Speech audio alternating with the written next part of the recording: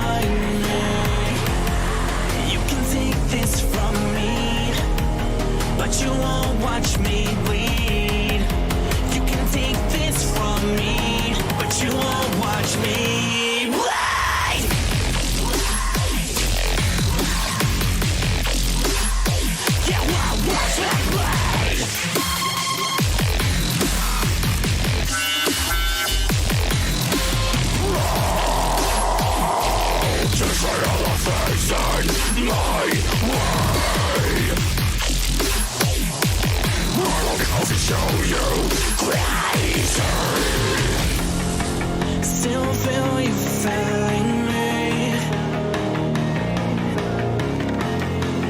I can't seem to find peace. I can't let go. Every time you lose control, there's another blood I hold. When you're sick and twisted now, so get those hoes.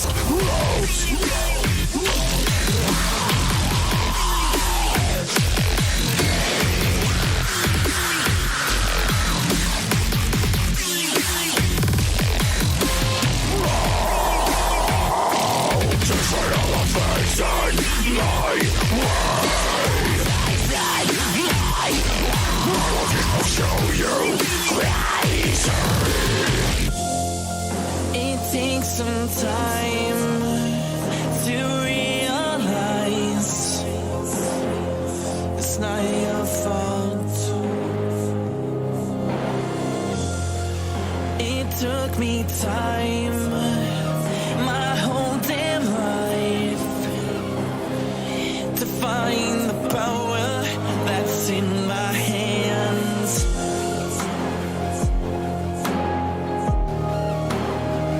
To find the power, to find the power that's in my hands.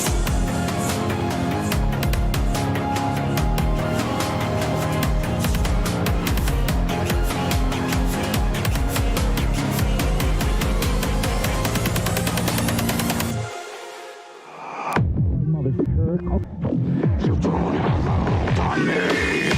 I have on myself.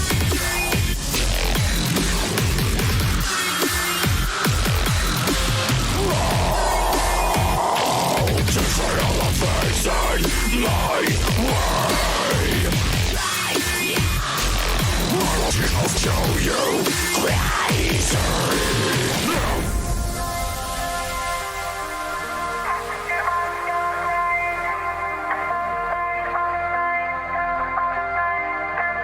It's enough having you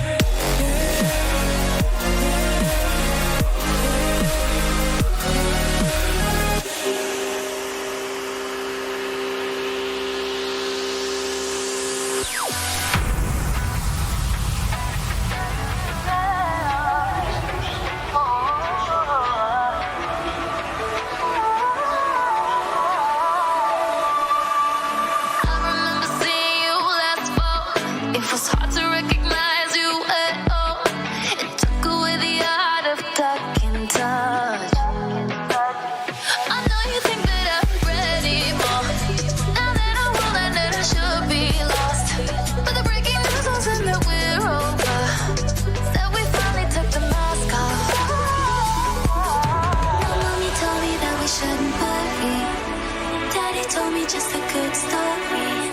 He said to move on and keep going. Imagine, yeah. We had one more life, one more shot at sunrise. The rays when things start with blue eyes. Heartbreaks the same tragic goodbyes. What if they fly?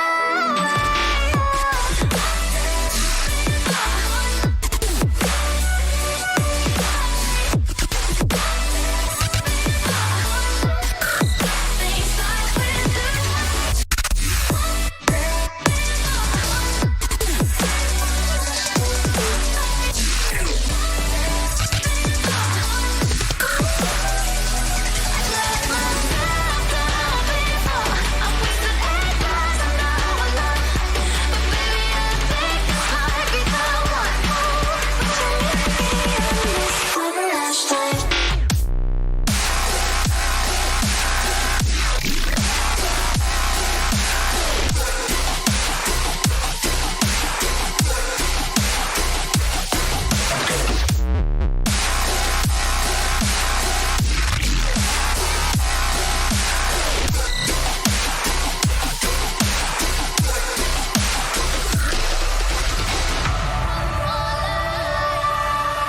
kept your coffee cup on my nightstand.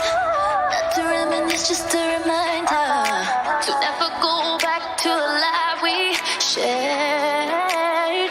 Anytime I'm feeling the urge to look at a picture, how I get so confused. 'Cause I swear I am so over you.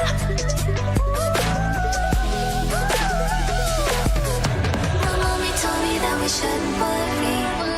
Daddy told me just a good story. He said to move on and keep going.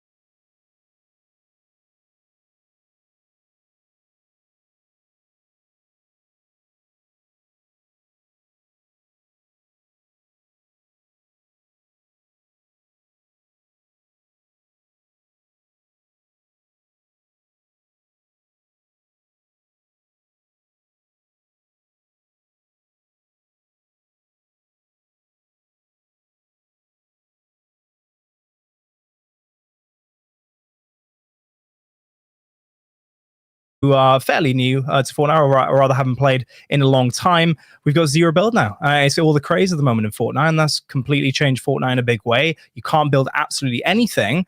And so fundamentally, that will change things at the highest levels as we see today in Belong Arenas. And I'm sure as we get into that game too, where we go into zero build, you will see some more of that passive play, even from teams the likes of Stratford Athena, but especially in players just like Jammy and Tipsy. Yeah, definitely. 100% would agree. No build mode is one of the coolest things I've ever added to Fortnite. You know, really exciting new game mode. Like I said, you can't build. It's so important. More about positioning than it is about, obviously, your building, because you can't do any. You have to be patient. We do see some teams play really, really aggressively, and it works out for them. They get a bunch of kills, but you're obviously opening yourself up to that opportunity that you could potentially die a little bit earlier on in the game. But there were some teams that really did surprise me last week. We was expecting maybe a little better things from the two Ghost players, Ghost Ties and Ghost Tex. They played very well, but they didn't really live up to the expectation that we put on them. No, I know. And I don't know if that's a curse on our end, George. I'm not sure if we'll be feeling a bit more guilty perhaps towards the end of the 3 games tonight. But yeah, it was kind of a little bit of an underperformance in many ways, right? Their team is called Birmingham Shield, right? And we've had plenty of new teams today, actually. I can let the folks know at home, which happen to be mostly Birmingham teams as well. So Birmingham are actually taking over, it seems like, in many ways. Stratford Athena are going to have to be the top team, if you will, outside of the Birmingham area to try and keep the enemies at bay.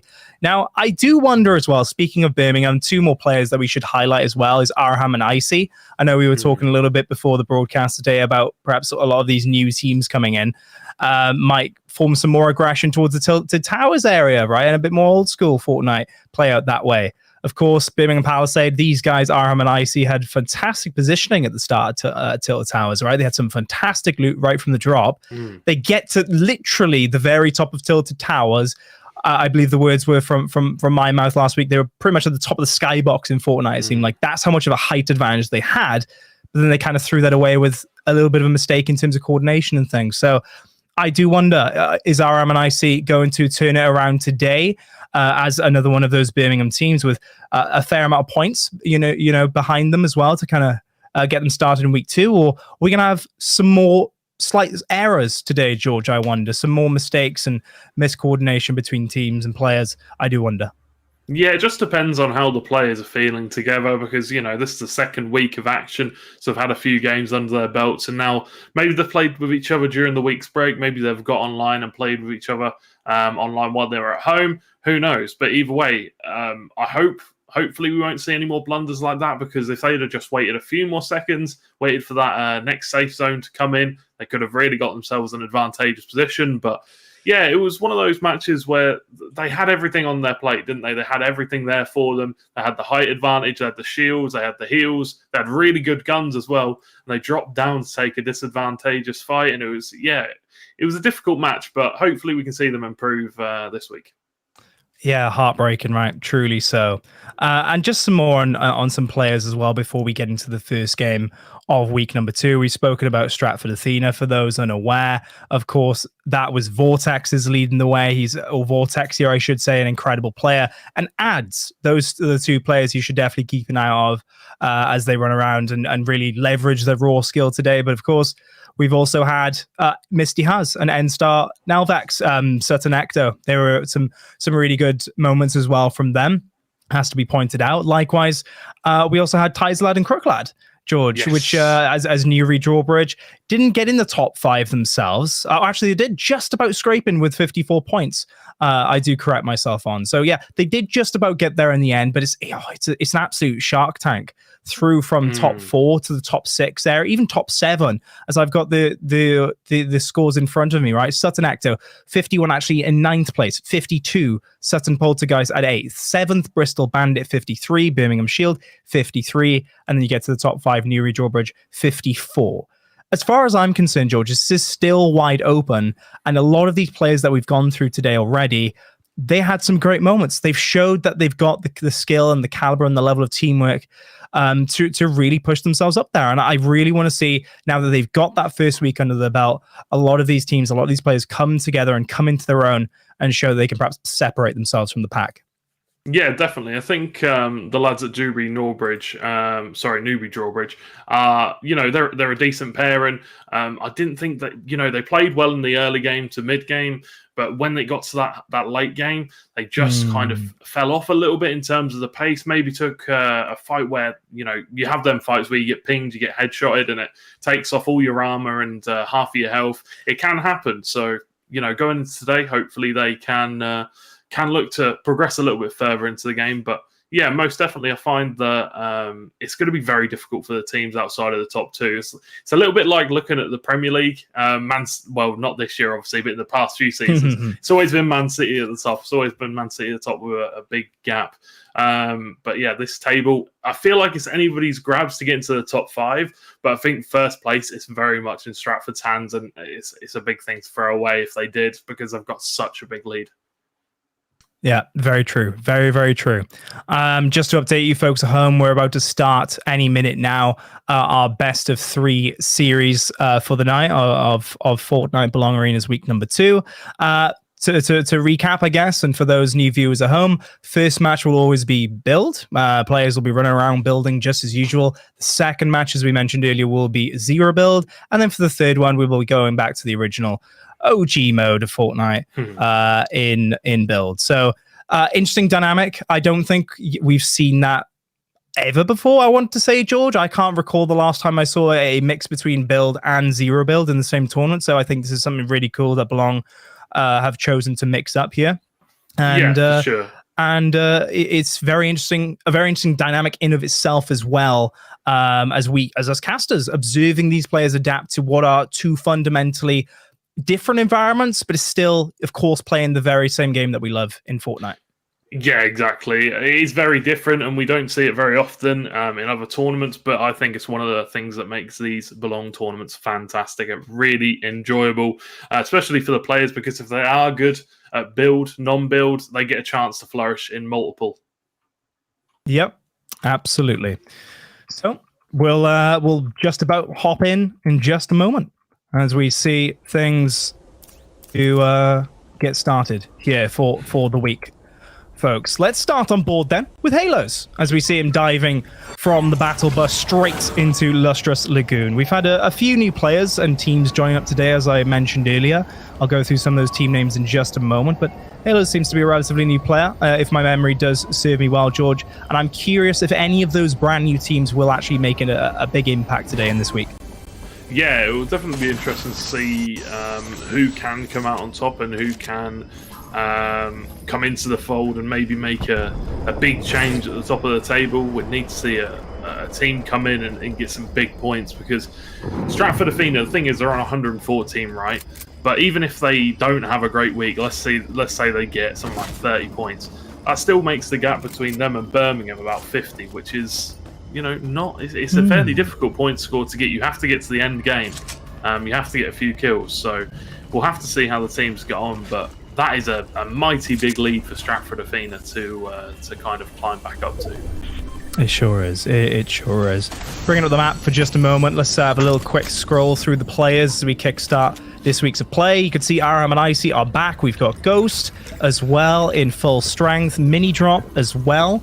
New teammate, actually, I believe. There. I think we're missing Jono this week for that roster. So definitely one to keep a lookout of. Of course, Ant and Vortexia doing well themselves, evidently, so far. Meanwhile, check this out. Artos and his teammate of, I believe, a TSM FTX player, I want to say. I just missed that name. Ooh, 3 HP, George. Just about surviving that. Yeah, I'm not too sure what happened, what they were fighting, but did they? Oh, sorry, TSM FTX picked up the 2 kills, and yeah, a very close fight. You'd like to think that if he went down, his teammate would have got him up, but either way, living on the slimmest of margins, as now they have Greasy Grove pretty much all to themselves. They can choose to get whatever guns they want in the area, maybe try and upgrade that hammer and the rapid SMG to guns that are very heavily used by high ranked players, and the Prime as well. Those are the top 3 loadouts. Yeah, very well said. Greasy Grove, of course, a classic location in Fortnite. I think it might actually be my favorite location to drop in historically, George. And it was it was amazing to see that return back into the Fortnite map when it did. Because, hey, yes, it's a little bit different, it's safe to say, right? We didn't have mushrooms growing out the ground when the game was still relatively new in many people's minds. But, hey, it's still the old greasy grove on the map. And I don't know about you, George, but I just have to drop that. Yeah, it's a good drop. It's very good loot, and there's usually a fair amount of people that come here. So good opportunity to get some kills. And if you get an Evo Chrome shotgun or rifle, whatever you want to get, there is a good chance to upgrade that. It's always been one of my favourite places to drop. I am a fan of the older areas of the map, so I like it when the classics make their way back through the game. There isn't too many at the minute. I guess Rocky Reels is starting to become a bit of an OG spot now. I know it's not been in the game for ridiculously long, but it's kind of made its name stay there, and it really is a great drop. POI to go to. For sure. Let's hop on board then with the number one team currently in Fortnite for Belong Arenas. And of course, that's Ads and Vortexia. They have been absolutely stunning right from the get-go. In week number one, their combination of raw skill, their pacing, clearly their game smarts as well, George, I want to say, right? The collection of the usage of the goo guns, or goop guns, as we were starting to call them on the cast last week, right? A great example of really strategic play and sound minds here in the world of Fortnite. And even now, as we look at their POVs in front of us, clearly some very good loot already as they start off over by the Rave Cave. Yeah, it's a mythic DMR Cobra sniper assault rifle, whatever you want to call it. It's a bit of a mix between the both. Purple Prime, purple Rapid SMG. That is pretty much the dream loadout. Maybe could ask for a hammer, but personally, that Cobra is just an absolute laser. If you've got good aim and you can hit the headshots, that is definitely the gun for you. Also got a couple of shockwave grenades, which we saw them use a few times to get high ground in build mode last week, and it really worked for them well. So we'll have to see if they can have the same amount of luck with them. It does look like Vortexia is taking a fight though, and Ads is going to look to join him up on the hill as we flick over to the player cams. They are having to fight here, and Osman has gone down, or Osom has gone down. Wow, Vortexia seemed to handle that before even Ads got up there, George. Wow, okay, brilliant. That's confidence right there. Simply put, he lost all of his shields pretty much, but instantly his teammate is right there to just help collect on the loot, basically, given that Vortexia can just throw himself on his own apparently at other teams and win through sheer might. Well done, Vortexia. And they're looking incredibly strong already and super confident as well, right? And clearly they've got some good loot. They've started off in the position that they did last week, or the POI in Rave Cave. They're just about on the edge of the storm right now, but something tells me they're not only going to be able to get out of this storm, George, but also probably have a very good match here. Yeah, I mean, they're taking advantage of the fact that it's only 1 tick per second, and they're not going to be taking too much damage. They can farm the mats that they want to farm, and there's pretty much zero chance they're going to be contested. They've also got the air turbines there for them as well that they can use to get to the better parts of the map easier, faster. So Rave Cave is pretty much the ideal place to start. And something that we haven't spoken about yet that I did want to talk about is you can get the Octane from Rocket League in Fortnite now, which is really, really cool. You can only get it in select places. I wonder if we'll see anybody pick it up, because it is kind of nuts. It goes really fast. You can do flips. You can get flip resets on trees. You can air roll. It's kind of broken. We can actually see one there to the right of Crooklad. Yeah, good call. Yeah, absolutely so. And the reason I switched over to Crooklad though is it looks like we could have some definite combat going on any moment between these two. It seems like Crooklad essentially is running away from his enemies right now, and he's waiting. I think just buying himself time for to get some support from his teammate. Right, he's just completely building, trying to escape as fast as he can. And he's got the grapple gun, which certainly helps, right? But 39 HP, almost getting caught out there. Oh no! He's opened the door and closed it on himself. It looked like in a little bit of a panic. Tyzalad, he's not close enough to help him. Crooklad will be cleaned up. Thirsted and Tyzalad on his own, but himself, plenty of loot by him, but completely on his own now. Oh, Crooklad, in the famous name of CSGO memes, door stuck. Door stuck. Could not get through the door there, stuck on it, and, well, that pays his death. Tizer, unfortunately, nowhere near his teammate, just going to choose to fly away to the beach, try and get some sun in, some relaxation, and maybe look to get them a little bit higher in the points rankings. It's going to be difficult, though, when you're only solo. Yeah, I mean, hey, if I can just shoot up into the air, parachute down, and just find loot like that on the floor, wherever I land, I mean, I would be very happy with that myself. So, yeah, Ty's the lad. Happy to get back to full shields then. Some legendary weaponry, it's safe to say. Plenty to go around. Sniper as well for the range. He's got the AR, of course, something we didn't really, in terms of ARs in general, we didn't really think that big of a deal currently in the meta, right?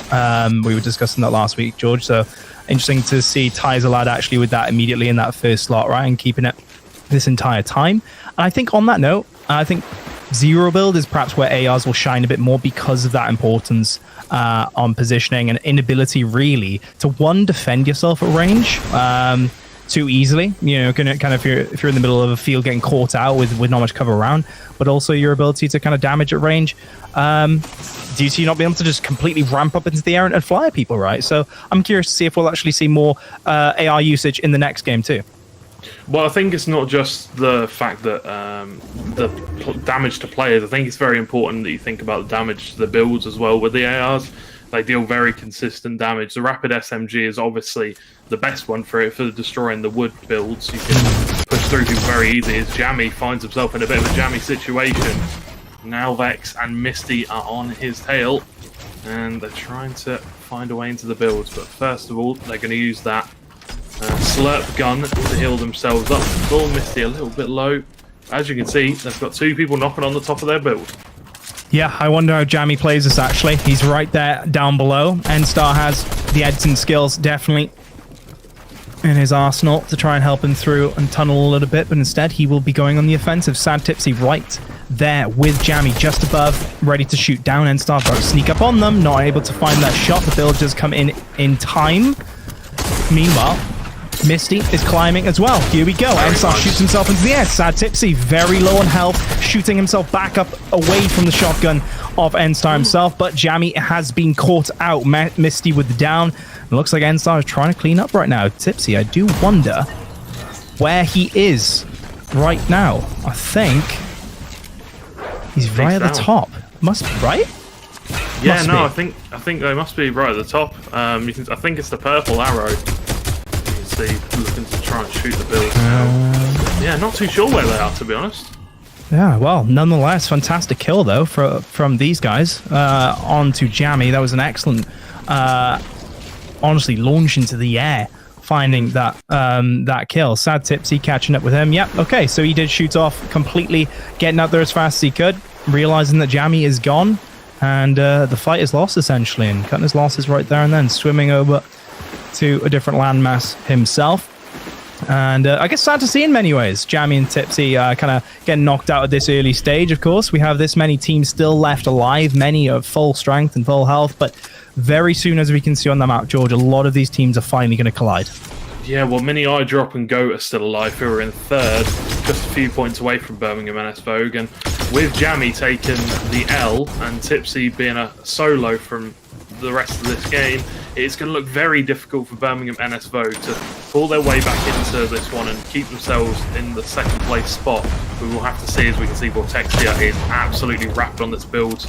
It's a nice shot onto Misty. I'm not sure if it actually went through the build in the end, but very firmly getting the dub in terms of the build war and getting a lot of damage down onto Misty as Misty drops and Vortexia is on the hunt. Can they find the bullets through the build to try and get this shot off? Now Vex trying to get away in the car. I think just about does so. Vortexia spraying the bullets, trying to get there, but will follow and turn in tail. Hungry is Vortexia. Wow, still hunting for the last bullets needed to destroy that vehicle. They really want this kill, don't they? I'm surprised, actually. Don't worry about the loot that they just found by taking out his teammate. They want all the kills in the world. They want the points. And Sad Tipsy as well. I just saw on my screen for a second there. Interesting that he's even anywhere close to this engagement right now. N-Star, low health. Fantastic damage being put out by Vortexia, though it's actually catching me by surprise. in many ways. How quick he was able to close in on that engagement at the top of all these fortifications, George. But wow, Ads and Vortexia looking strong already, despite what seemed to be a very informed, if you will, Misty and N-Star. Yeah, that's absolutely incredible stuff. I was thinking about saying, what if Vortexia gets punished here for chasing? Will that make the player look a little bit silly? But I should be, I should think better of myself. I should think better of Vortexia because they are an absolute beast, picking up the kills once again. And you can see there, Mini Eyedrop with 3 kills now, and Birmingham NS Vogue looking very close to eliminations. I'm not sure if Tipsy is still even in it. I saw him went into the storm looking for maybe the revive card. You can see, look, Lustrous Lagoon. Wow. That is very far away, it's safe to say, for that individual. But let's jump on board with Mini Drop. The first time we see him this week. Fantastic showing last week, of course. And I did mention it earlier. New teammate in GOAT, I believe. I'm going to double check on that to make sure my memory is serving me well. Yes. But I believe, yeah, he had Jono last week, right? And so, Jono. And so that's quite a different shake-up, but it doesn't seem to have phased Mini Drop so far. As you mentioned, 3 kills already to his name. Yeah, I don't want to say carry him because obviously the teammate is very important and might have done a lot of damage as well, but Mini Eyedrop definitely showing the experience there from week 1 as we are coming into the final battle, really, of this match. The game seems to be closing out quicker than I really expected. We are getting towards that point in the game now.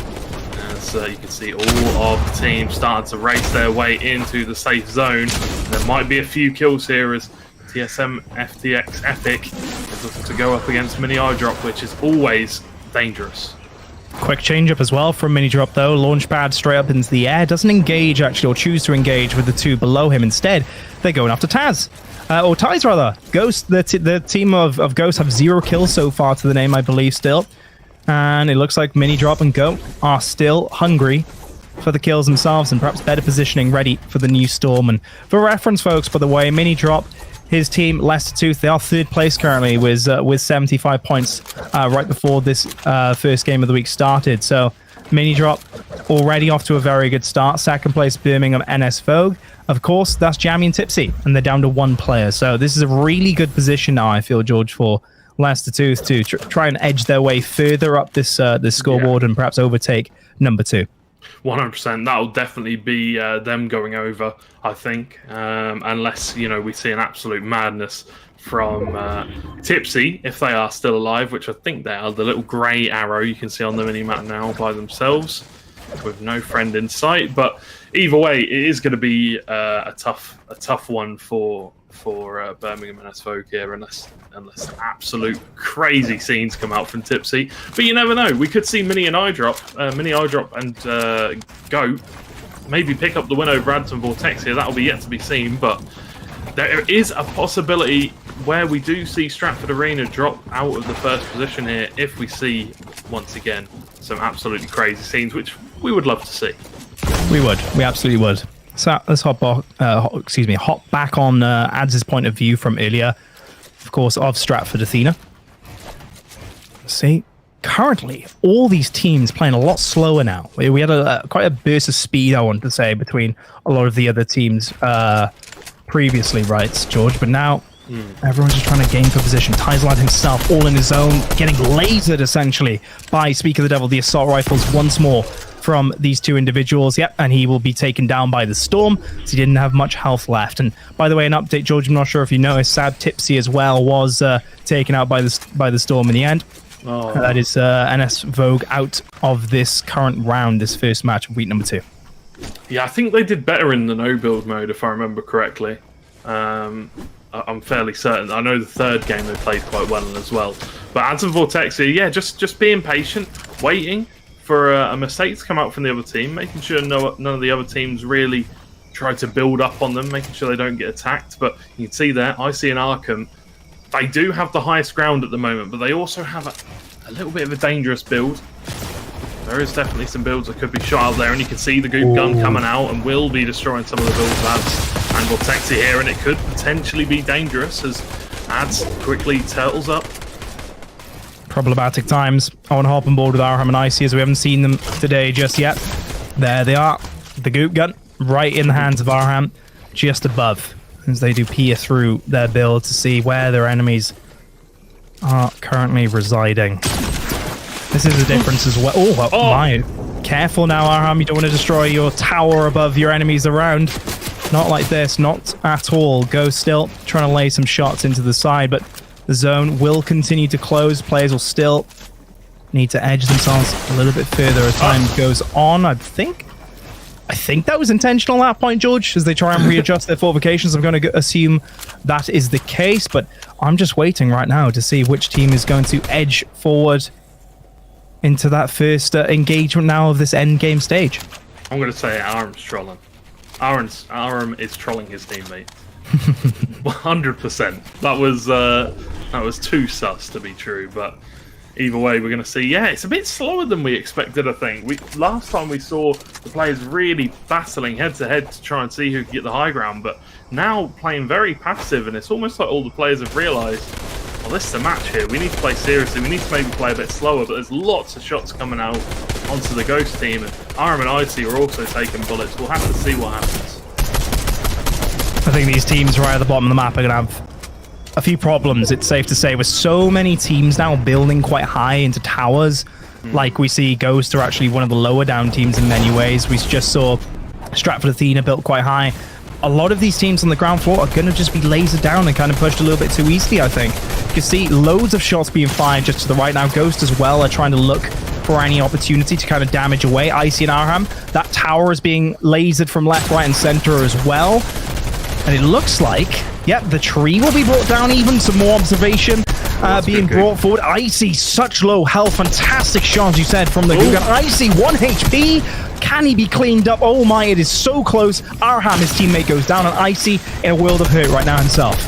Icy hanging on by an absolute slither of HP, but look at the goo gun doing so much damage. Icy, is he going to drop? No. Still managing to stay in the battle. Oh, surely now the bullet must come through, but the reload timing was a little bit off. Icy being absolutely demolished there, and I think Icy has just gone down. Yeah, Ads picks up the kill, which is a massive one for Stratford Athena. Safe now, looking to build, but there is such a big gap there. Takes a lot of shots. But as you can see here, Tex and Ties, they are looking very good.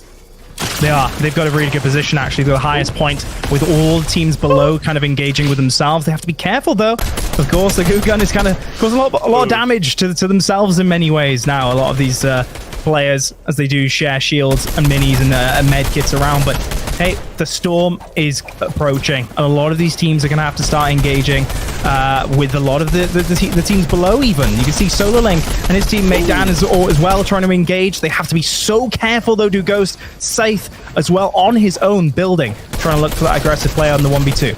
Well, they've got the height over Ghosts now, and they can just kind of be a bit more patient. Ghost drops all the way down, needs to build. Only got 22 left, takes a massive shotgun shell to the face. Is there anything else to be seen, though? Drops, high drops, and Ghost there, trying to get the bullets in. Ties and Tex, they're both surely going to go down. That's a lot of damage from Mini eye drop once again. And now it is just Ties looking to try and survive here, trying to get the kills, but will go down. And that's another massive kill picked up by Mini eye drop. Oh, he's been doing amazingly, hasn't he? He's only got one more kill since we last hopped on board with his camera, but him somehow surviving this long, insane stuff. Go as well, getting his first kill there, finding 2 figures, and they're just completely tunneling right now with so much pressure from above. 8 players in total, and 5 teams somehow still left alive, even at this stage of the game. Insane stuff. And 1 minute 13 now until the very last circle, and I'm sure the aggression is going to start building at a rapid pace now for Ads and Vortexia. Yeah, could we switch over to them maybe? Let's do that right now. I think they're the ones that are making all the pushing plays at the minute, looking to push into the opposition's build. You can see here, definitely the aggressor trying to cut the opposition off for their build, force them to push through, and then get some big shots off. Whether that will happen is yet to be seen. You can see TSM Epics and his teammate are both fighting down below, and Vortexia and Ads definitely looking to gain the high ground here. They're going to drop down. Oh, this is about to get spicy. Absolutely meticulous tunneling, though, from Vortexia and Ads. Cones being placed every single time and managing the storm so superbly. 3 teams left in total. Vortexia and Ads at full strength right now as they continue to play for the Storm. Playing a little bit more passive, surprisingly. Not going for the kills just yet. Down on low health. Everyone being dropped with 2 teams remaining now. It's a 2v1 and SolarLink on his own. Oh, and that's the kill coming out from Vortexia to pick up the win. What can this squad not do? Stratford Athena pick up another dub, and Ads and Vortexia once again sitting atop the table. Absolutely. Wow. Blink and you'll miss it. 8 kills in total for them in the end. They're right at the top. They do win once more. And who would have doubted them, right? Stratford Athena. For those unaware, they were first place coming into week number 2. And after the first game of week number 2, they win it right at the end there, both in, I believe, kills as well. I don't think anyone came close to 8 kills in total, to 8 eliminations between them both. In total, the end game, and also coming first. It's just all together. It's insane. Speaking of insane, though, Mini Eyedrop, 6 eliminations, George. Yeah, absolutely incredible stuff. We saw getting a few kills towards the end. I think as we came to the final battle, sitting on 3 kills and managing to get 6 by the end of the game. Unfortunately, Ads did take the kill on towards him, so unfortunate. But that does, I think, I don't want to speak too soon, but I think that might mean that Leicester Tooth do go above Birmingham NS Vogue. Yeah, we have to make sure the admin team do get this locked in and all the scores before we confirm anything. But we'll definitely have everything concrete relatively soon, folks. But hey, what a first game that was to kickstart things, right? And despite a lot of passive moments, I think what we saw in the end was just completely fast-paced gameplay, right, as we expect from Fortnite, but a bit more objective, a little bit safer, a little bit more strategic, while keeping that pace up. And surprisingly, it was Stratford Athena, perhaps, that were playing, in many ways, the smarter game, but the slower game of kind of tunneling through to play for the Storm, and what essentially ended up being a 2v1 as a result for them to clean up in the end. Yeah, definitely. I feel like one thing about Ads and Vortexia, they focused on their building at the right point in the game. As all the players were fighting to try and get through to the where the Storm was going to, Ads and Vortexia were just above them all, focusing on the builds, maybe looking for a shot here and there, but never really doing it as much to open up a shot on themselves. They were very fast, very precise, and you've got to be decisive in those moments, and they really, really were there, and that's why they picked up the win. That's why they picked up 8 kills between each other. That's why they're sitting on top of the table. Absolutely so. And hey, Leicester Tooth doing extremely well, it seems like, with Mini Drop, with his new team GOAT. Still performing extremely well. You have to give it to him. Mini Drop getting 6 eliminations, the most in the game for an individual. And I know we didn't spectate him a whole lot that round, but towards the end, some of the eliminations he got were just right from the ground floor, running across the grass with loads of players and teams right above his head. And he had to just essentially have a 1v1 shotgun. As you know, George, I'm from Gears of War, so I love my shotgun gameplay. And Mini Drop was using the shotguns to such a fantastic level of skill there, despite what it was a huge amount of pressure show. So shout out to him. Yeah, obviously massive shout out to iDrop. Well played to Leicester Tooth, who do go into the second place spot, which is absolutely incredible. Well played to them. Jammy and Tipsy, hopefully they can bounce back in no build. Yeah, let's check in with all of the teams then in the next match. We've got match number 2, 0 build, of course, folks. Let's see how all these teams do as we do switch up the environment in a dramatic way. If you're not following the channel already, please do so. Hit that follow button. And for now, we're going to throw it to a quick break. We'll be back very soon.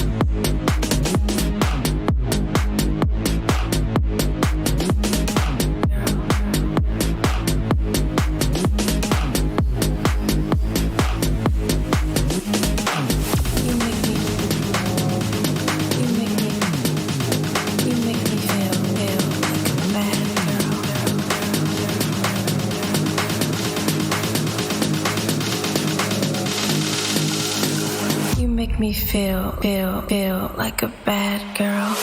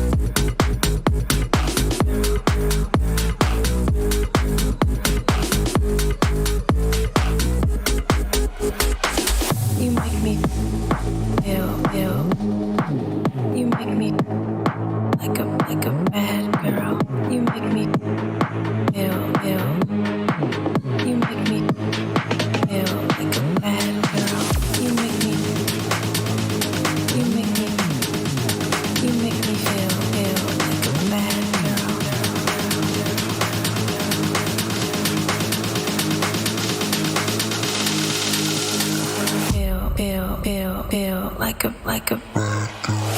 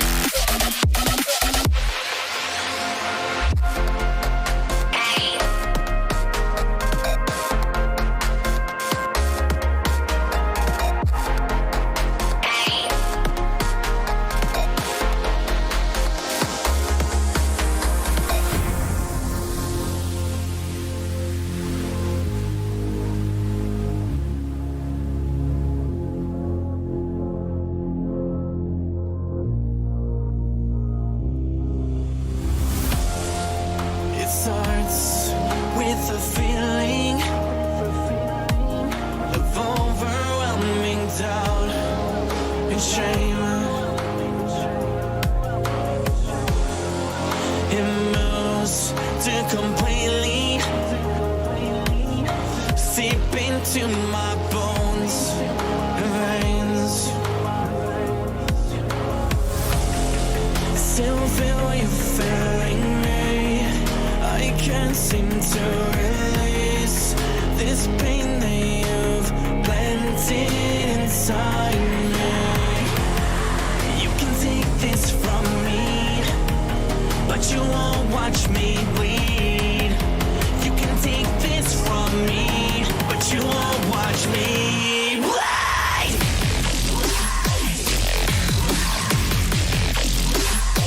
You won't watch me bleed.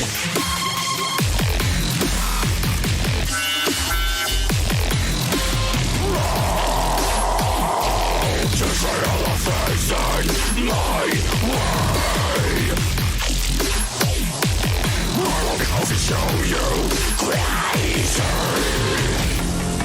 Still feel you feeling me. I can't seem to find peace. I can't let go.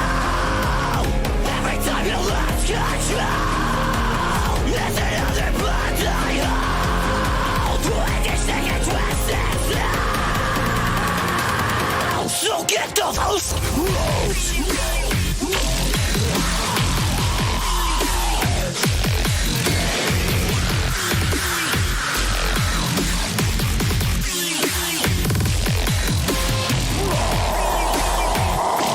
Just say all the things in my way.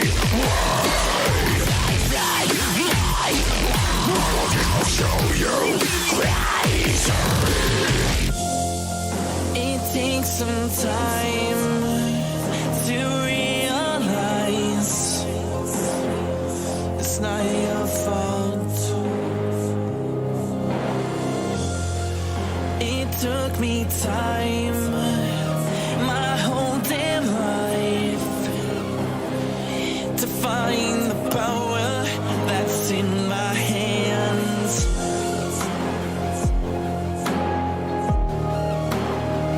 To find the power, to find the power that's in my hands.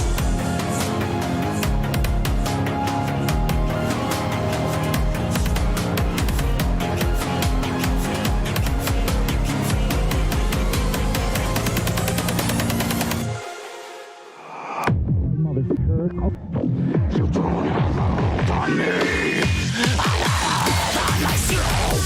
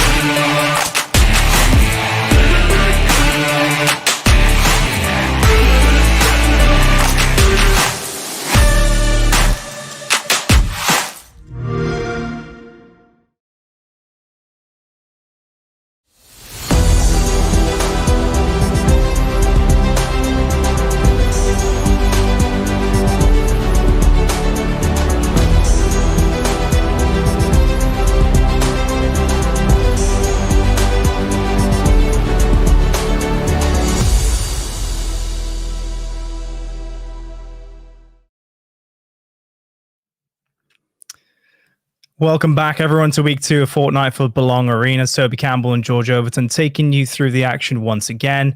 And a cracking first game once more here, George. I think we've had really, really good games right from the get-go of week 1, right? And things have continued so well. Let's check in with the coveted top 5 then to see how that game 1 kind of influenced the scores. No surprise there, of course. George, Stratford Athena, 155 points, extending their lead from their competition. Straight from the get-go of week number 2. But hey, Birmingham, NS Vogue, and Leicester Tooth, they are absolutely neck and neck as a result of game number 1.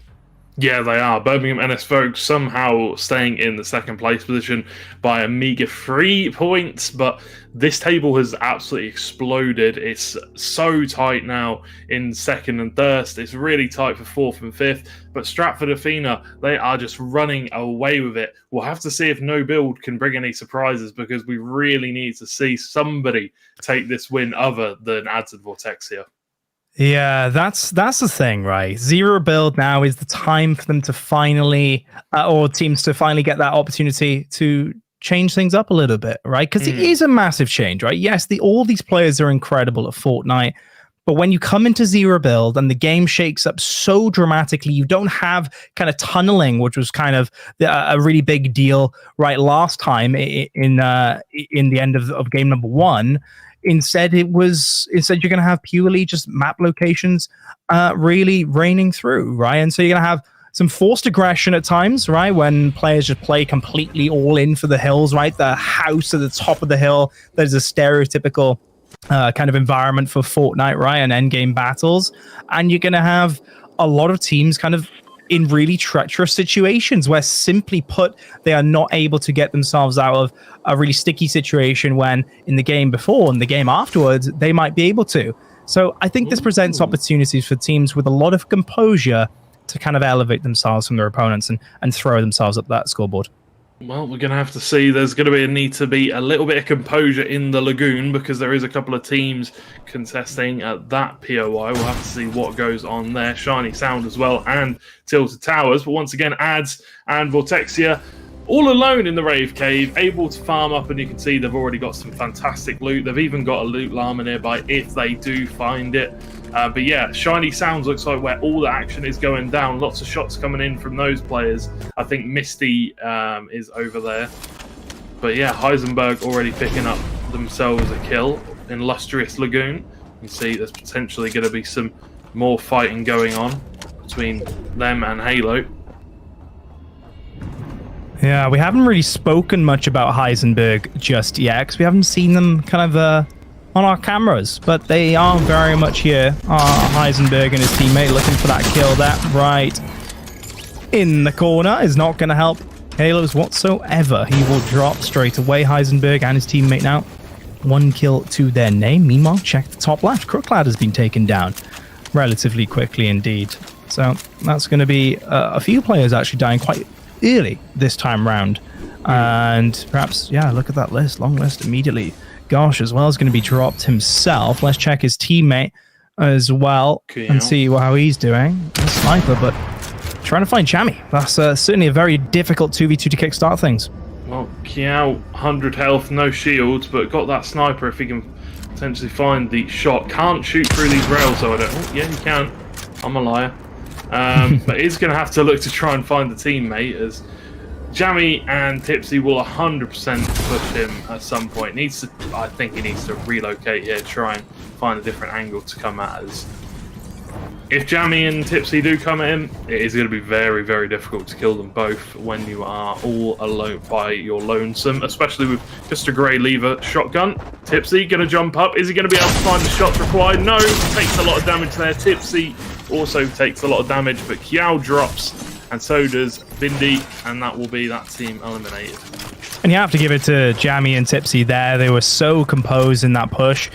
Just literally jumping up to break down that wall and then jump through as a team, right? And I think that in of itself just shows so much smarts and an awareness of strategy and kind of metagame that really puts themselves above a lot of these opponents, right? They didn't want to go in on their own.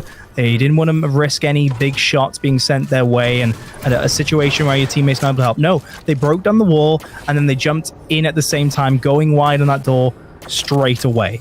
Really, really cool to see from these guys as they do win their initial fights at the POI. 1 kill to their name, to both their names, as we saw Heisenberg and his teammate earlier too.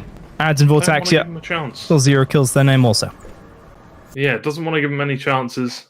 Make sure no bullets come out. You got to push together. Be smart about it. Because when we often see one player go down, it's because they've split off. They've got caught. But you always need to go around together in these kind of competitions, because one mistake and you could be well and truly out of it. Ghost, Tex, and Ties above Arkham and Ice here. 2 teams that have been doing fairly decently. Ice and Arkham doing a little bit better, but we'll have to see who can win this encounter as the Goose Gun is finding some use. No, it is, but Arham has to get up there as soon as he can. Icy, 0 health, essentially. 1 shield, 1 health, pretty much. Arham's going to get lasered himself, though, and Ghost take those 2 players down quite easily, actually. Not much damage put their way. They both take those kills. You can see the building was essentially destroyed inside out, I want to say, and Ghost, fair play to them, though that is definitely not a 2v2 to be scoffed at there, but they handled quite handily, really. Texas, he isn't pretty much 1 HP himself, but hey, they did win it without either of them getting down. Yeah, exactly. They won the fight. That is all that matters. They can heal up a little bit more now. Lack of shields to be found, but once again, really good shots coming out from the Ghost team, and maybe they can look to build on this, because they haven't done particularly as well as we have done previously, but we'll have to see. Absolutely. Yeah. That's for sure. Ghost, let's see. Can they keep up this form? I really want to see them do well. I don't know. Let's prove Cast a Curse wrong. Now, this game. Please, world, do it for me. I don't know, George. Do you believe in Cast a Curse? Yeah, I do actually. It's happened way too many times for it to be a myth. Same, yeah. Too many. Like, I'm talking stupid, like ridiculous amounts of times. It is undeniable evidence, right? There's no conspiracy theories here. No, I haven't got a tinfoil hat on. No, nor me. It would mess up my hair. That's the reason why. I'll be honest. Right, Misty and N-Star both alive, but one of them. Oh no, actually both of them are in the storm currently. Look at them. Let's check them out. Currently just lifting off, wrapping around the map to eventually get in. I think they're just trying to find zip lines, essentially. A nice way to get back into the field, George. They've got a bounty board here, but I'm not too sure what they're looking for. Oh, are they going for the vault? Oh, yeah, I think they are.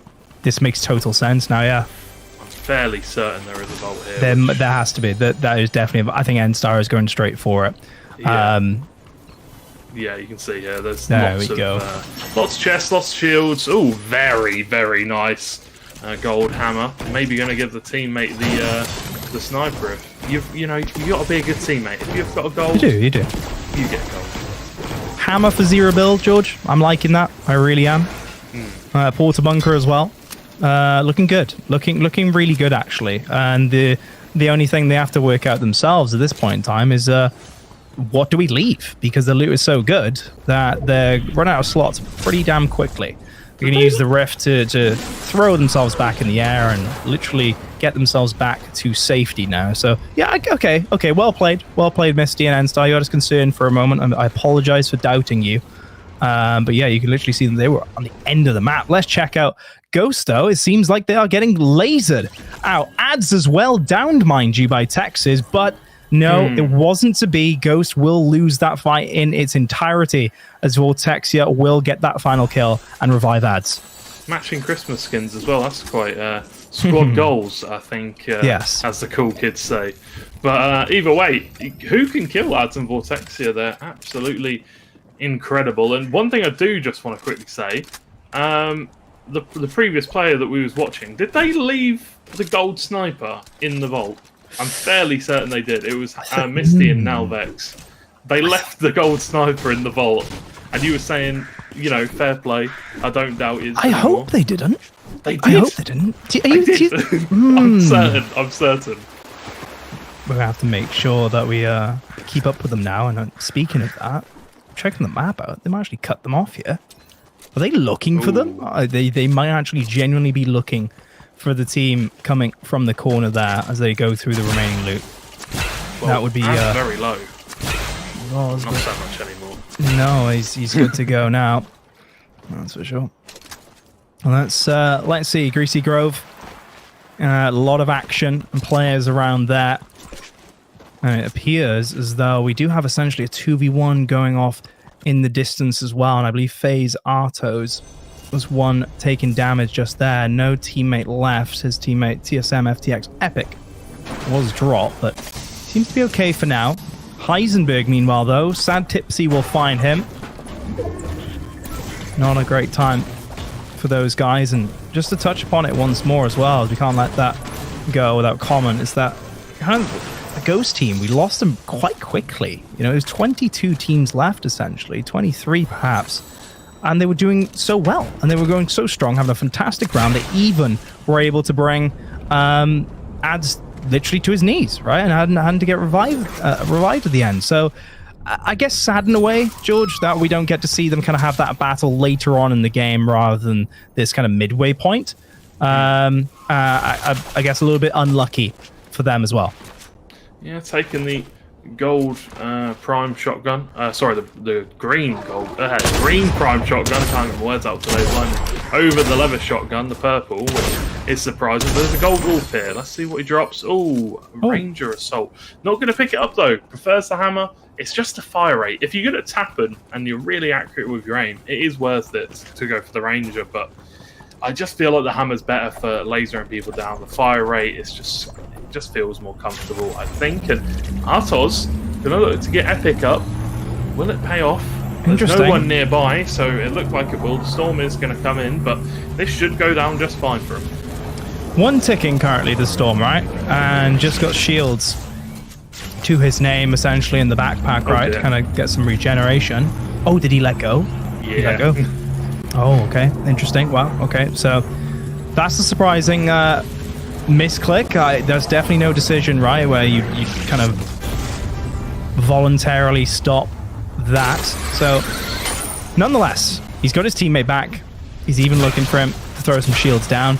And they should be okay now as well, definitely, with the fans to get back into the game. But 21 teams remain, George, and it looks like the circle is coming down to our favorite place, Greasy Grove. Oh, yeah, it's just a little bit outside, a little bit in the reality tree as well, but this is a very open area. This is going to be hard for teams. There is high ground, there is low ground, there is bushes to hide in, but there's not much to hide behind unless you're looking to sneak behind a tree. It's going to be interesting to see who comes out on top here. As you can see, the health bars, Tipsy and his teammate are looking very low in terms of health. I'm sure they will be able to find a way in. Jammy and Tipsy, and Nalvin Misty looking to go past Ads. There's no way. There is no way. Ads and Vortexia, of all players, are the ones to hide in the shrubbery. They are literally hiding inside a bush right now. Of all players, they were the first ones to get inside this current circle, and now they're just kind of playing it stealthy, playing it strategic, playing it slow and passive. Surprising in many ways to see these two do it, but you can't really fault this decision, can you? I mean, this is a really good little spot. It's a very big bush, and I'm not sure if you're going to see the Santa hat bobble through those leaves.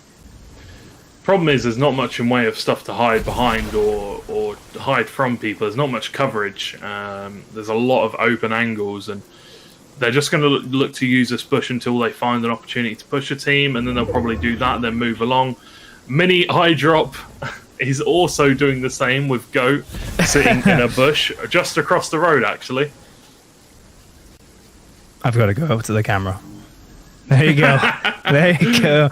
Just aiming in to see if they can, to see past the bush, pretty much, as they are looking around. You can see just in the distance as well, the purple markers on the map at the reality tree is end start. and his teammate, as they are literally far up in the air. Is that they're literally in the tree? Yeah, I they're on believe. top of the tree. They're just waiting. They'll Yeah, probably they are. they'll probably launch pad or something out if they have one. If not, I'm not too sure what the plan for them is. There is a zip line, so I guess they can run down if they really want to. They also have a few shockwave grenades which they could use. Might be a little bit reckless. Let's see if Misty can get the game a check. I'll make the jump.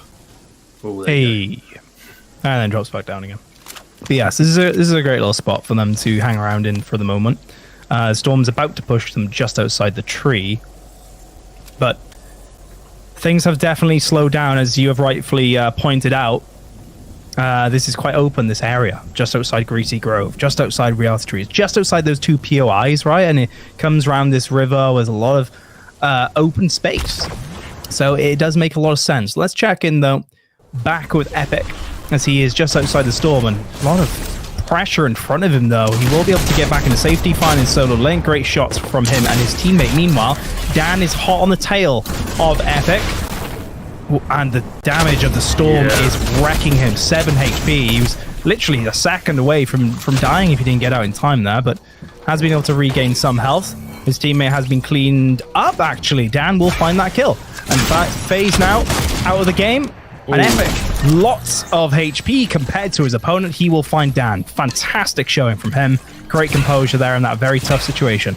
Yeah, really well played. Also got some of the chili splashes as well, which are an amazing tool. I don't know if I think we saw Ads and Vortexia maybe use them a few times before, but definitely something that you want in your inventory in these late game fights in no build mode. Really handy to have, but only the loadouts are not the greatest. Not even going to pick up the purple hammer gun either. Going to stick with the rare. Yeah, interesting choices. I'm certain of it, George, that zero build influences, honestly, inventories and weapon choices a significant amount for these players. It definitely does with me when I'm going through the game and kind of deciding what to pick and what to not pick up. Yeah. And then you also have things like Porta Bunker, which just is a game changer in of itself, right? And clearly will be seen way more in zero build than in the full game. So this is an interesting choice, though, as well. Definitely a good one in my opinion, but he's used the Porta Bunker to cover the van to get the reboot in. Really good, actually. Yeah, real five-head play there from Epic. Honestly, that is really smart plays. Gets his teammate back. Also got some splashes, so can get the teammate on a little bit of health. But as you can see here, lots of damage going down, and we have lost Ads and Vortexia. Tipsy takes them down and makes them pay. And this could potentially be the chance we can see to, well, hopefully Birmingham Vogue can overcome the Stratford Athena. They need to go on now and try to win this game if possible, but they're looking very low on shields. They are. I'm surprised as well. There's not anyone nearby, actually, and this is great cover are these mushrooms to get this revive in. But boy, sad Tipsy and Jammy, fantastic showing, finding the kills on Ads and Vortexia. I'm not sure if I can't remember the last time they were taken out. Actually, they haven't won every single game, but damn, has it been a while. FaZe Artos has been revived, of course, but the headshots do come in from Sad Tipsy and some great shots from his teammate Jammy as well. Just as he got back in after we were really praising his teammate for using that Porta Bunker, he is lasered, unfortunately. A really sad state for him, but really good state for Jammy and Sad Tipsy. Surely they'll have their heads held up high now and be looking to win this game. Well, everybody's within sight at this point. The storm is so small, everyone can see everybody in. Maka and Chiron, they have fantastic positions here up on this hill. They're going to find Jammy. Can they find Tipsy? That's the question. Oh, a revive surely is too difficult at this point in time. I don't know. Oh, they're going for it? The shots are stopping? You can shoot through this bush, folks. I assure you. Oh, they've been pressured as well. They are going to be able to keep up. But I will say this, George, they have to move relatively soon. This is not a good location at all for Jammy and Tipsy with zero cover around this bush. They should be hiding at the very least for in my belief. But no, they do keep up the pressure. They'll be looking for Rads now, and they will surely get this kill. Yes, they do. That's 2 more kills. So they're continuing to get points nonetheless. N-Star is well under a lot of pressure. He's going to be dropped. Shenron finding that kill, and suddenly this game has gone into absolute chaos. 6 teams remaining. Shenron is going to fall as well, and somehow, some way, 2 teams remain, and it's Sad, Tipsy, and Jammy versus Mini Drop and Goat. It's second and third versus each other. Birmingham Vogue versus Leicester Tooth. Who's going to pick up the win? It is looking really good for Leicester Tooth. They've got the high ground, and it looks like they've got the better guns. They've got the goop gun, trying to fire down on them, do some damage. Tipsy very low on shield. So is Jammy. The damage going to come down. They're going to blast away. Can also, oh, that's perfect. Absolutely perfect from Jammy. Can they get the high ground from it though? Tipsy so low. And look at the stamina bars, or sorry, the shield bars on the opposite team. Unreal. Absolutely unreal. Sad Tipsy down, though. He will not be able to get to cover in time. The circle will move, and Jammy, well, he's left to his own devices, stuck underneath the mushroom below Goat and Mini Drop. Let's see. As Mini Drop and Goat do start collapsing in. They're trying to clean up the down. They're looking for Jammy. They're not too sure where he could be. He is so close. Can he get those shots in that he needs? Mini Drop does react. So much damage put his way. Jammy somehow still alive, but Goat will clean up. Fantastic match that was, as so many teams dropped in quick succession. Fantastic showing from Mini Drop and his teammate in particular. Yeah, most definitely. Absolutely incredible stuff. You know, they played really well throughout the whole match, and they managed to get to the end of the game and did well to pick up the win. And that is now, this table must be looking incredibly close. With Stratford Athena going out a little bit earlier than some of the other teams, and some more kills being picked up by Jammy and Tipsy. That bush play by them, we were saying, you know, it's a very difficult position where, you know, you could get caught. But look at that! Woo! 15 eliminations for Tipsy and Jammy. That is absolutely huge. And I wouldn't be surprised if this table looks completely different after this game. Unbelievable. And this was the game that Sad, Tipsy, and Jammy needed to go off, right? It was absolutely the game, because Stratford Athena, they fell relatively quickly, right? And so for 15 eliminations to come through, unreal. And let's be real, very real with ourselves for a moment, George, right? To get second place in that match in of itself, it seemed impossible. Even survival within the top 5 seemed off the cards because of the location they had. And so in that sense, for them to perform in the way they did in those closing moments, it really was the true signal of how good these two players are. And that is consistency right there shown. When they're given the opportunity to go off, boy, do they make it work. 15 eliminations, you absolutely can't fake that. Yeah, most definitely. And, you know, hats off to Mini Eyedrop and Goat, because although it was very difficult, it was a very difficult matchup right at the end. You know, they took it, they did what they had to do. They didn't make any misplays, they didn't throw it away. They had the high ground. They took the 2v1 against Tipsy, and they found the win. That they did. I believe that puts Birmingham S Vogue at the very top, at least for week number 2. But of course, that doesn't really matter in terms of points.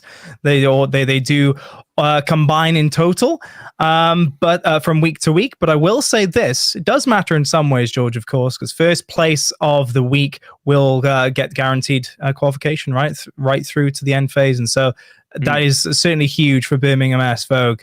Jammy and Tipsy in particular, as they will surely be leading the way now after that fantastic game for week number 2. Well, but it was a nuts game. It was a nuts game. It was crazy. It was unbelievable. And Leicester Tooth as well. Curious to see how they're doing in terms of the scores. We'll see, of course, right after this next break. Please, folks, do not go anywhere. We'll be back to full build for the last game of the night. Can Stratford Athena put themselves back in the map? We'll find out.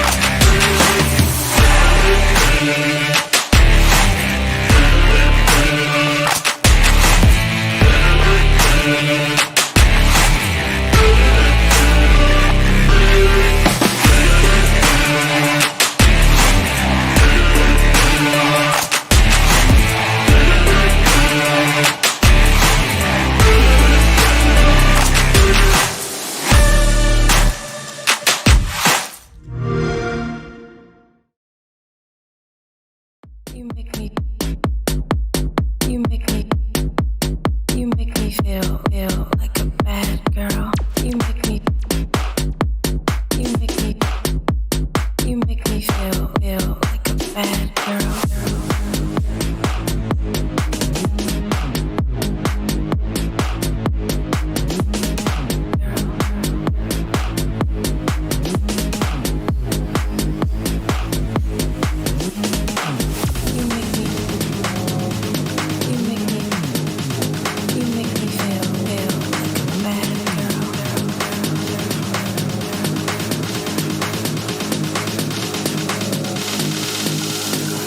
Make me feel like a bad girl.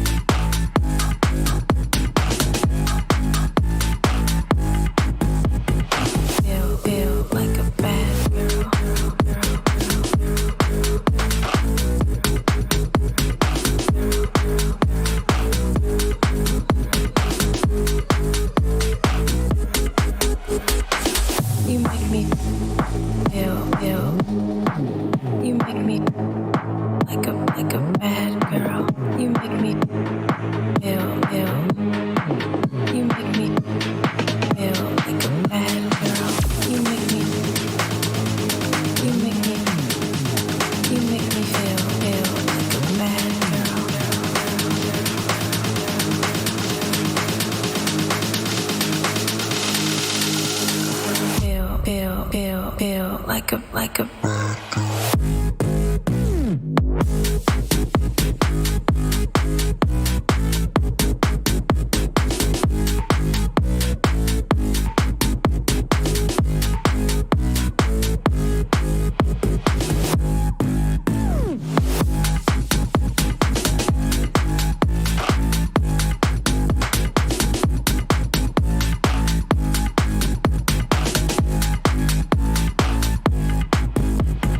Feel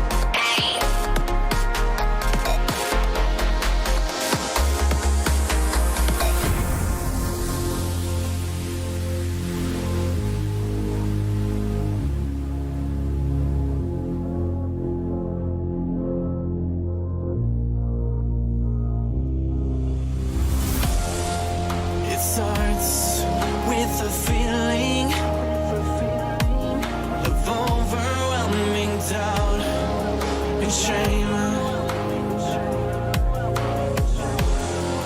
It moves to completely seep into my bones and veins. Still feel you feeling me. I can't seem to release this pain that you've planted inside me. You can take this from me, but you won't watch me bleed. You can take this from me, but you won't watch me bleed.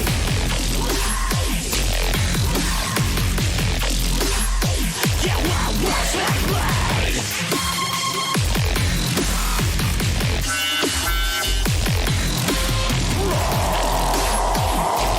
Just say all the things in my way. I'll show you crazy. Still feel you feeling me. I can't seem to find peace. I can't let go. Every time you lose control, there's another blood I hold. When you shake and twist it now. So get those roads.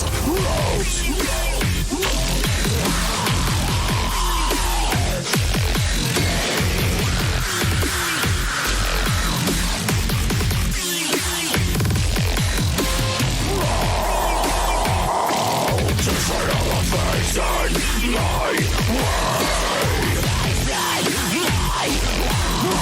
I'll show you crazy. It takes some time to realize it's not your fault. It took me time, my whole damn life, to find the power that's in my hands.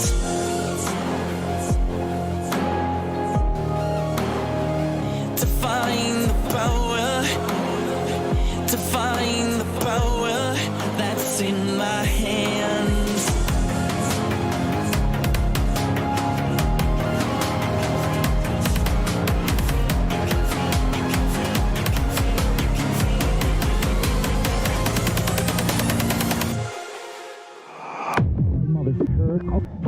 You don't have a hold on me.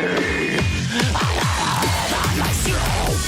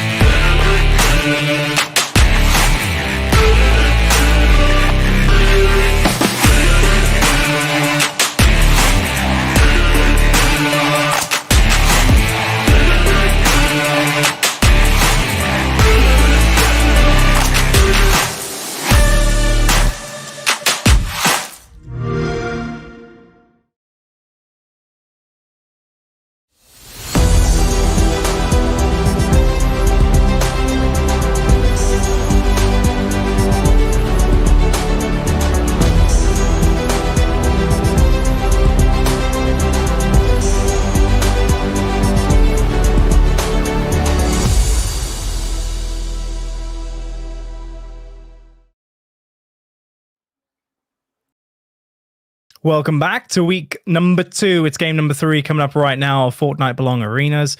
We've got Toby Campbell and George Overton casting over this once again. And we have some fantastic action, I'm sure, left to go through still as we return to full build. Now, I do wonder, actually, George, how the scores are looking after what was a fantastic and quite surprising game number 2. So let's check it out, shall we? First of all, the top 5 for week number 2 itself. Just week number 2, we've got Birmingham NS Vogue there leading the way, no surprise at all. But Leicester Tooth just right behind George, actually, with 65 points.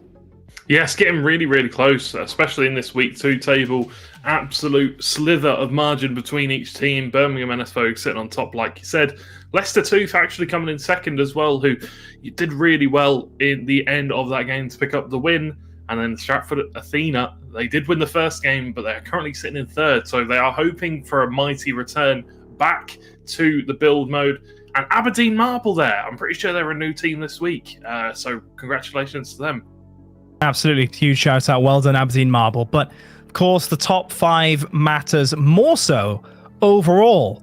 They're a Stratford Athena for the folks who are wondering at home, hey, where have they gone? Where have they gone? Well, they're not performing that well so far after the first 2 games, it's safe to say, but hey, they're still very much up at the top with 173 points, still a fair gap between them and Birmingham NS Vogue.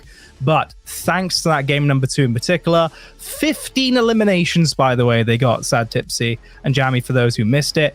Excellent game. Go back and watch it if straight after today if you did miss it.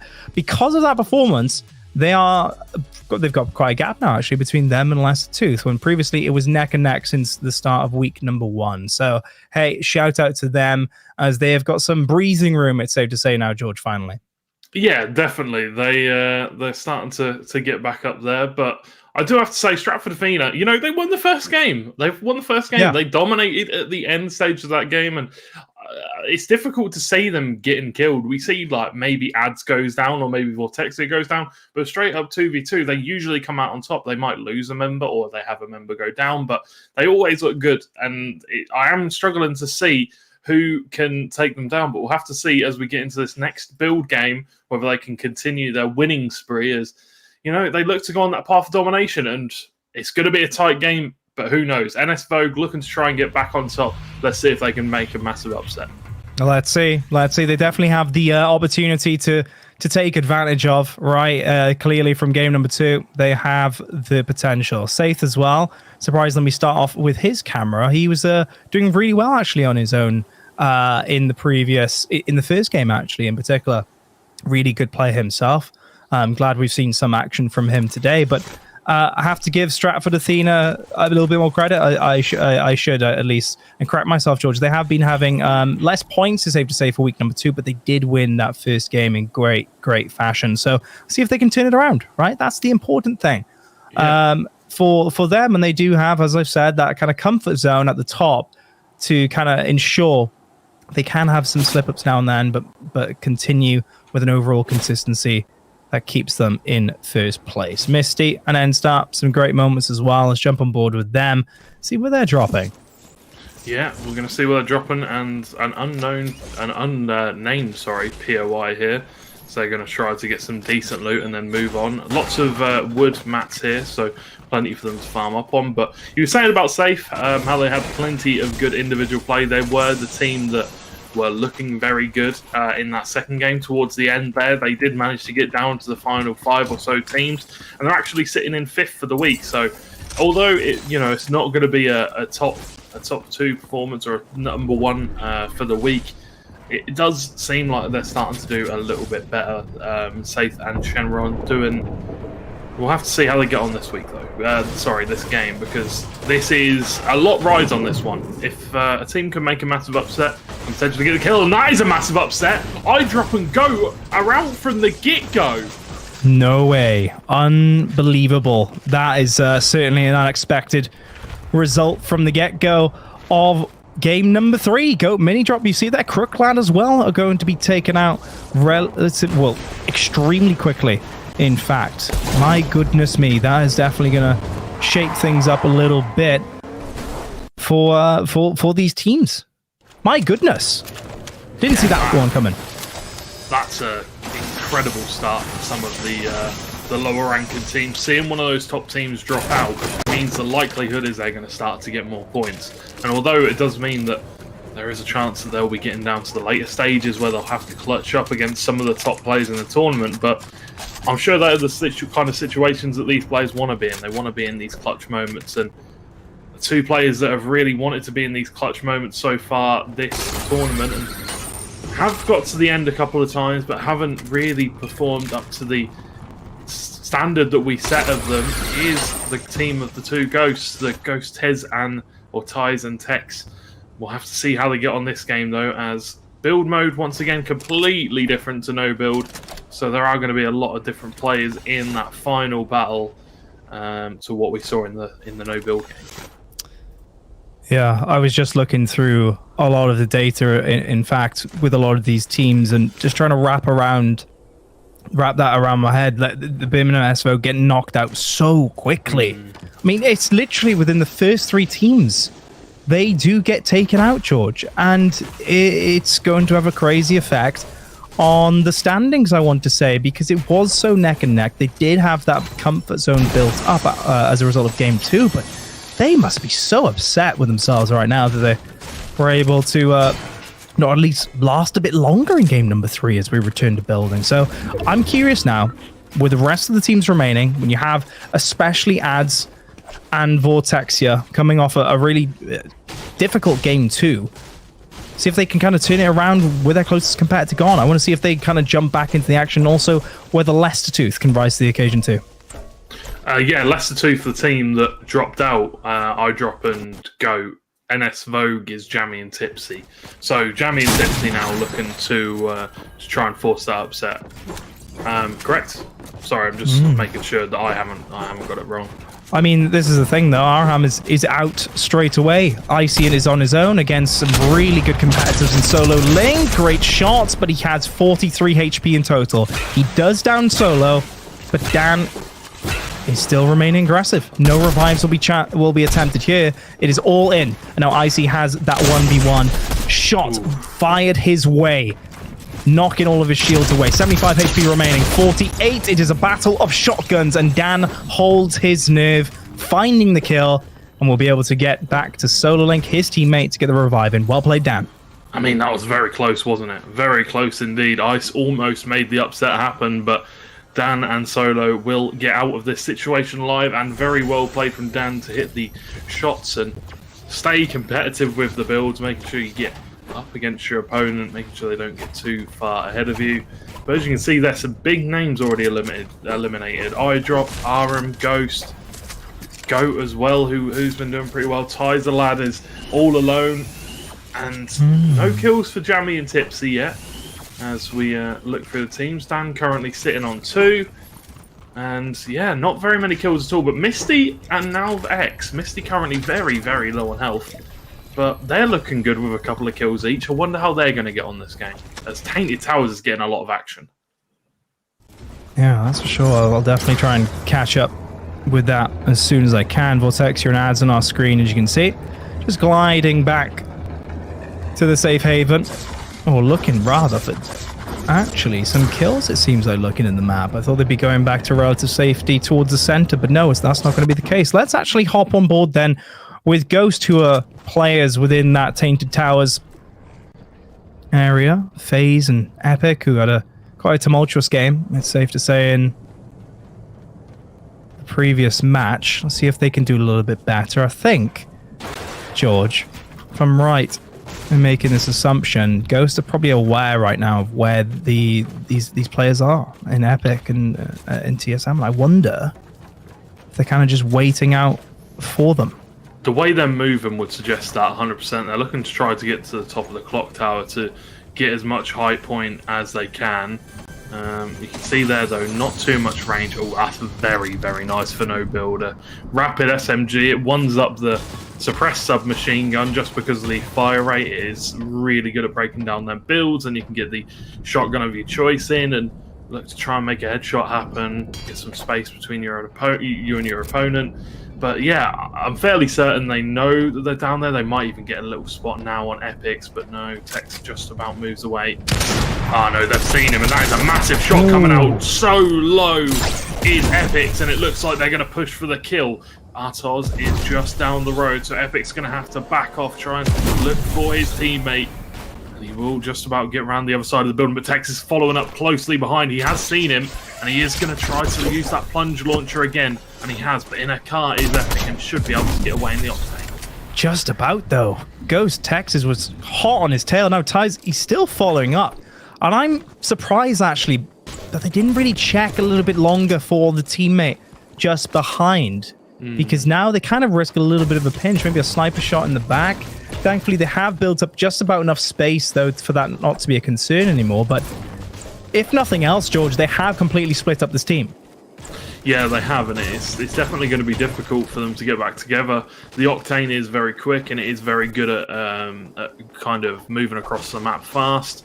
It's got really high jump height and stuff like that, so shouldn't be in any danger of not getting back to his teammate, but obviously wants to do it sooner rather than later. As you can see, currently in the storm. Not too sure if he's continued on foot, but either way, a very interesting battle that was between Tex and Ties, as they are going to spot out Epic. Will they be able to get the kill? Look at this damage coming out. They just need one more bullet, but they can't find it. The reload's forced to come out. Can it happen? It will. The final bullet from Tex will take down Epic. His teammate is still in Tainted Towers, so nowhere near, and won't be able to get the revive.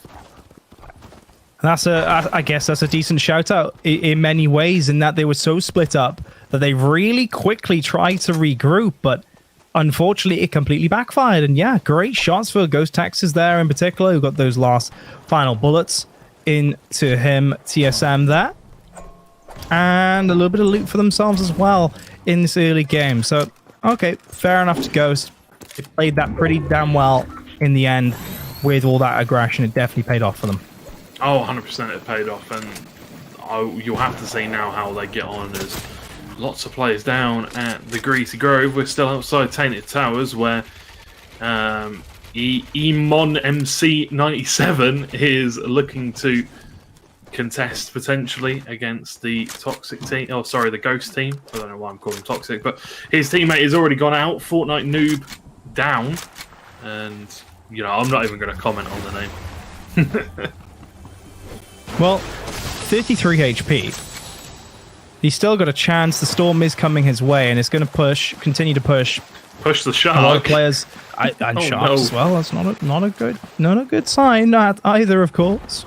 Relatively new, our sharks, compared to the olden days of when we first saw our favorite POI in Greasy Grove, right? I do wonder, will we see a shark kill at some point? That would be really cool to see. 33 HP. Eamon has to be very careful indeed. Players just behind him within the storm this time round, so I think Eamon should be just okay now, as Ghost, the players that were shooting him originally, have kind of gone their own way now. 31 HP, the storm will hit him, and it's actually Vortex and Ads that do glide past, of all players. They're aware. I know he's there as well. Eamon, oh no. Yeah, oh no, his health is gone, and there we go. Vortex and Ads, no problem for them to clean that one up.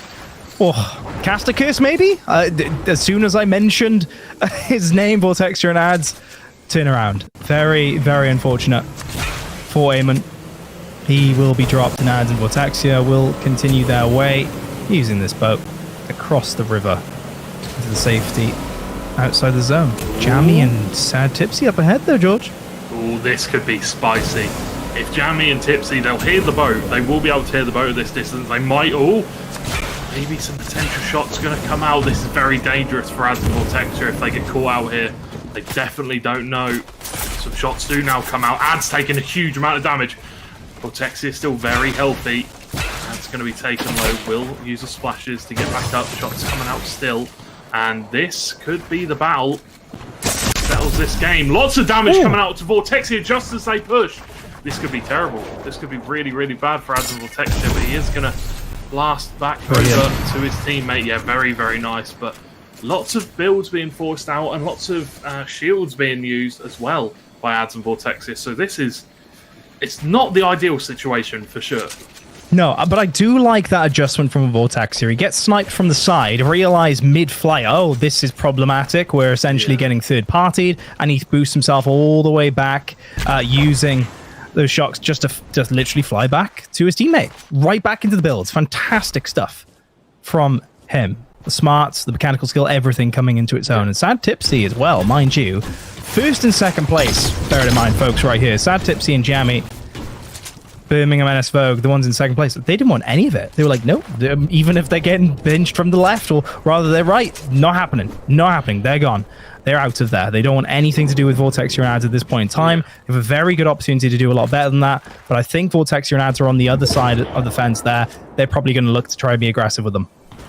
Well, the problem was for Jammy and Tipsy, they didn't want to push because the storm was coming in. And honestly, it's not the greatest thing to do. I know the storm isn't hitting for too much right now, but coming up against a team like Vortexia and Ads, they're very, very good at building, and they can make it difficult for you. If they get the high ground in that situation, you're instantly on the back foot. Even if you feel like you have the advantage, you're never really too sure because these players are just that good at building, and they've got the shockwaves, so even if you do have the advantage, they're going to try and get above you again. And you can see here, Bindi and Kuyao going to feel the force of Vortexia and Ads. That they are. Ties will get a kill. Elsewhere, Ghosts have been a lot more Slay heavy this week than previous. For sure. Vortexia will get some shields back as well. His teammate Ads is pushed all the way up, mind you. So just pausing for a moment. Ads is confident in his ability to not get caught out yet himself. In this point, the slipstream's just to his left. This is a great position. Oh, look at Ties as well. Getting more kills here. The second one, and snipe shots as well for Ads to fire down towards Sad, Tipsy, and Jammy. And in fact, Vortexia is going to try and shoot off in their general direction again. Yeah, they're going to go for the force here. Jammy getting a lot of bullets out onto Vortexia. He does have plenty of shields, though, so can just do that. Once again, Jammy looking to move away. As you can see, the new zone comes out, so that is going to be advantageous for the team that are currently in it. Shooting down the trees, making sure that nobody's hiding. But yes, Vortexia playing very aggressive here and really he's not being checked at all. Players are just kind of letting them be aggressive and moving away from them, saying, all right, we'll try a little bit later on in the game here, but there's lots of builds, lots of damage coming out here. Yeah, I love this. Vortexia instantly just got his head over that hill and looked down and see how close their opponents are. Like, nope, not having any of that. We're not going to have a kind of a three-team battle there. Instead, they're going to turn around and go for the pinch on these players here, and it is excellently performed as they do find that whole team in one quick push straight into the cover of the builds. But still, so much chaos around them. And it seems like, to me, George, that Ads and Vortex are actually feeding off that chaos. They're not just trying to go to the outskirts and play it ultra safe like Jammy and Tipsy are classically playing right now. Instead, Ads and Vortex here, they're like, no, we don't care if anyone's behind us. Or, you know, kind of to our left or right. We're just going to keep on moving forward and test whether we can continue to be aggressive. And only when you get really up close and personal and then can make that decision as to the kind of like the battle in front of them, potential battle, that's when they start to turn around and then go aggressive elsewhere. Well, Tipsy and Jammy looking to push on to Vortexia and Ads once again. Don't know if they know that it's them, but lots of damage coming out from the goo gun. Tipsy going to take a couple of shots to the back from the legendary Eco Burst rifle. And Tipsy going so low, will drop. Jammy not going to be able to revive him, is going to be thirsted down. The builds come out, lots of bullets coming through. Vortexia forced to turtle on up. And Jammy now being absolutely rained down with on bullets, manages to get away. Adds turtles up as well. And this is just brilliant, brilliant play from this team. Stratford Athena, absolutely picture perfect at the moment. And it's so difficult to kind of carry out any kind of game plan, but it seems like they're doing exactly that here. Not only in a battle royale, but Fortnite in of itself. And now they're hunting down the remaining player, going towards the edge of the circle to look for Jammy, who is literally held up on his own within these builds. Here he is, trying to escape there towards that tree right up ahead, taking damage as he does go, stuck behind a tree, and Vortex and Ads are not letting up. Again, Jammy just completely trying to escape, emerge himself within the chaos around him to try and avoid Vortexia and Ads, Stratford Athena currently first place overall, and the second place team, Jammy, right now is trying to just survive at this point in time. This is chaos. All the teams are fighting. We've not seen a game like this yet. Usually the teams are a little bit more patient, waiting for them final build battles, but they're all just going at it. And Tong here, Jammy, he's in a really awkward position. Really nice blast cone away. Blast cone, we're not playing League of Legends. That's a shockwave grenade, baby. Either way, manages to find a way out, and Vortexia is chasing, smells blood in the waters. Going to be trying to build up. It is metal builds though, so going to take a little bit less damage. Jammy looks like he gets away. Ads calling his teammate back, says, I need you here. Lots of battles going down, and Ads is eliminated. Linky, solo Linky picks up the kill, and Vortexia now has to clutch up for his team. Or can Birmingham NS Vogue? It is Jammy who needs to clutch up for his team. In many ways, he's clutched up already just to survive this onslaught. He survived long enough. All these attacks from Ads and Vortexia as they completely bounty hunter almost him down. And now he has finally bought himself time, a moment to breathe as Ads was taken out, leaving Vortexia to essentially the same mission, and that is survive. Let's see, how is he going to do?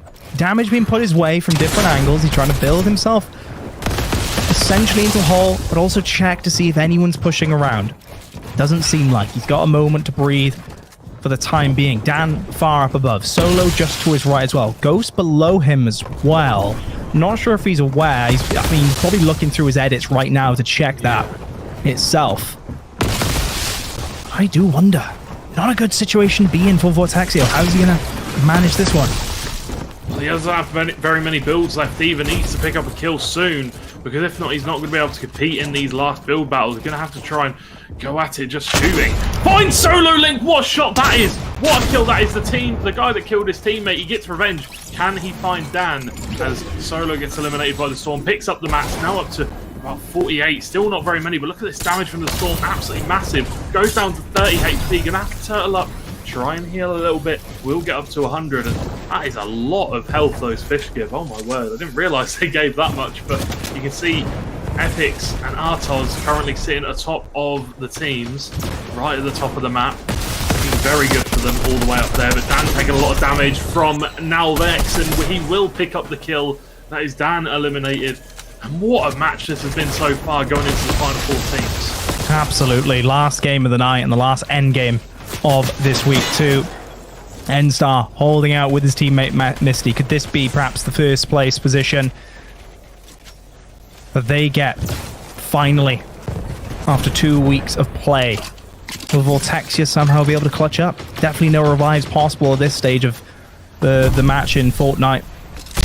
Jammy was dropped, by the way, as an update. They're completely out and not going to be in the last 7 teams here on Birmingham NS Vogue. Good shot sent his way. Ties, oh no, that's problematic. Straight into the air, he will not survive that. His teammate is still alive in Ghost Texas, but nowhere near Vortexia in the distance at full strength. Again, not many builds. Great call from you on that one, George. A fair few for N-Star, perhaps, compared to a lot of the opponents around them. But here they go straight to the top. FaZe was waiting there the whole entire time, but immediately will drop himself. Vortexia will find TSM, despite all of that in amongst the chaos, and is still at full strength in terms of health and shields. Do you see what Nalvex did? He shockwave grenades the FaZe player down the build, and Vortexia, or whoever it was that picked up the kill, he shockwaved him right down to the bottom. I was wondering, yeah, incredible. Absolutely incredible. Builds. That is an absolutely huge play from Nalvex. Absolutely nuts stuff. Has the height advantage over Vortexia and Artos. Misty and Nalvex here looking very, very promising. But once again, I've got to say, not very many builds left on their in their mats. Going to have to be very careful when building these walkways. That's it. That is it.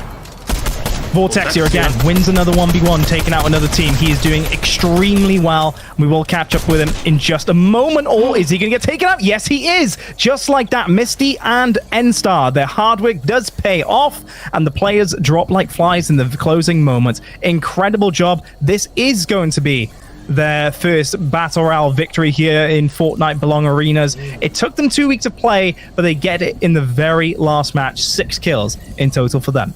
Yeah, definitely. They came 11th in game 1, 4th in game 2, and in game 3 they come first. It is a very, very nice way to finish off the evening for the Sutton Ecto players, and they will be very happy with that one. I don't even know where they were on the scoreboard before this game. They were in 7th, so obviously, you know, a cracking performance from them to come back from that game and to actually end up winning it. But Vortexia, 9 kills. Adds with 2, Vortexia with 9. Still, just even though they don't win, they're getting all the kills. They're getting so many, and it's getting them so many points. But yeah, massive shout out to Misty and Nalvex. They played fantastically. Ghost as well. Notes honorable mention, 5 eliminations for them, 3rd place. They really just battled their heart out. I know, of course, Vortexia himself, he was able to take a lot of the limelight, if you will, because of how he was performing. But no, it was a very top-heavy game in many ways for a lot of these eliminations, right? So Link and Dan, fantastic job, and shout out to them as well. 7 eliminations in total. And once more, Vortexia and Ads somehow, some way, get 11 eliminations in the end. I'm speechless, in fact, just looking at that. Given how it actually played out, those closing moments of the game, Vortexia just clutching up with 9 eliminations to his name, despite losing Ads relatively quickly. Yeah, definitely. And another thing we need to talk about as well is the fact that Icy and Arkham got eliminated really early. Mini Eyedrop and Goat got eliminated really early. Lots of big upsets. And that's one of the reasons why I love this build mode is there's a few skirmishes early on. And it's kind of like, if you get caught, you're just done for. If you don't have many builds, you know, all these situations that come into play in build mode compared to no build, it's really exciting. But we saw an absolutely fantastic final game of the evening. And honestly, what a way to end it out, because it was just a complete different result to what we expected. Absolutely. Leicester Tooth, by the way, it was so unfortunate to see them drop as quick as they did. Yeah. I might have misspoke. Actually, it was Leicester Tooth that did get knocked out, not Birmingham S Vogue. It was actually Jamie and Tipsy that were able to perform as well as they did, and they are, of course, the team that was second place going into week number 2, and they have had an incredible week number 2. George, it's safe to say. But yeah, very unfortunate for Leicester Tooth themselves, who were in third place coming into this week of play, as they got knocked out so quickly. And I think this is one of the more consistent points we can make, George, maybe, you know, observations, if you will, of play so far, is that a lot of these top teams have been excellent at staying alive in the early game. They might get knocked out in the mid game due to, you know, some random act of chance, but no, they've been super consistent. And I think that was a deviation actually for a lot of these top players to get knocked out as part of those first 3 teams, even to get taken down. That was huge. And I think that might have a big impact actually on the scores that we see today. Yeah, 100%. I would agree. A team that came into today looking absolutely flawless, or really, really good at least, was Newbury Drawbridge with Tizer and Crook. They looked fantastic, but week 2 has not been kind to them. Week 2 has not been kind to them at all. Unfortunately, they couldn't pick up. Any wins. They were struggling to pick up kills. They died a few times early. But we'll have to see if we can get that week 2 Newbury Drawbridge as we go further down the line, and hopefully we can see them bounce back. But yeah, there's been a few teams that have done well. Solo and Koyo as well. They looked good today, picking up quite a few kills. You know, they look fantastic. But either way, massive, massive shout out to Misty and Nalvex. That was, I didn't expect that to come through, but they played very well till the end. Super happy to see them do so well and win, as I said, their first battle royale of Belong Arena's Fortnite. Let's check the scores then, shall we? I believe the admins have got it all totaled up. And here is week number 2, Stratford Athena. They do actually get the first spot. They regain it after that second match.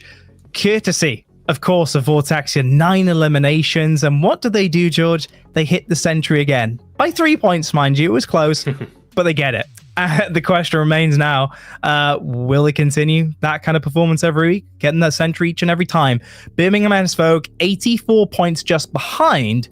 And then look at this. For a relatively dramatic performance from NS Wolf, Birmingham, 71 points, just about clinching the 3rd place. That is, of course, Solo Link and Dan. Shout out to them for performing so well in week number 2. Yeah, 100%. And, shout out to Stratford Athena. I think one of the problems that teams are having at the moment is they're not really checking Stratford Athena. Nobody's going to Rave Cave. They're just letting them have their uncontested POI every single game. And that is definitely not what you want to do. But as we go into the final scores of the evening, and not just the final scores of the evening, the final scores overall, all totaled up. And as you can see, Stratford Athena looking very comfortable once again after that final game of build mode. 217 points. Unbelievable performances from Stratford Athena. That's the consistency right there, put into a points form, quantitative measure of how damn good they are. Truly, really, really good. Birmingham NSVO 172. That is a huge gap now built up between them and Leicester 2. Their consistency has definitely paid off. And Leicester 2, that not so good performance in match number 3, again knocked out within those first 3 teams, has actually got them scarily close to 4th and 5th place. Birmingham NSVO thrust themselves into 4th place overall thanks to the performance this week. And shout out as well to Sutton Ecto with 121. They're in 5th place, and they have also thrown themselves high up the scoreboard after a fantastic week number 2. And they finished 4th as well for week 2 itself, I will say, George. And of course, Sutton Ecto is Misty and N-Star.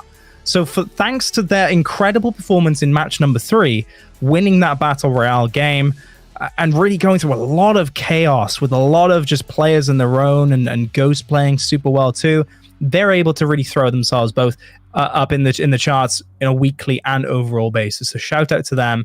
Their efforts and their performance has not gone amiss. And yeah, congratulations to them, surely. Yeah, 100%. They didn't take down both of the players from Stratford Athena. They didn't take down Ads as well, but they took down Fortexia, which is massive. And, in a final battle where everybody's building, everybody's running out of mats, massive congratulations to them, and really well played to keep on top of Vortexia and make sure that he couldn't get his way back into the fight. But fantastic work from them, and we'll have to see what happens next week. That we will. That was the first sign of adversity, I want to say, actually, for Stratford Athena. And boy, did they respond with Vortexia getting 9 eliminations in that last game. I think they've had a thorough test, it's safe to say now, after these first 2 weeks of play, Stratford Athena, they certainly deserve the position. I'm sure you'll agree, George. And 217 points in total. Incredible stuff, and they remain the team to beat. Folks, that's the end of week number 2 for Belong Arenas for Fortnite. We will have week number 3 next week on Friday, 6:30 p.m. start time as per usual. Myself, Toby Campbell, and George, we're going to be signing out at this moment in time. Thank you all for watching. Please do follow that channel. Also consider turning up at one of your local arenas if you do want to participate yourselves and challenge Stratford Athena for the throne. We'll see you in just 1 week, guys. Have a fantastic evening.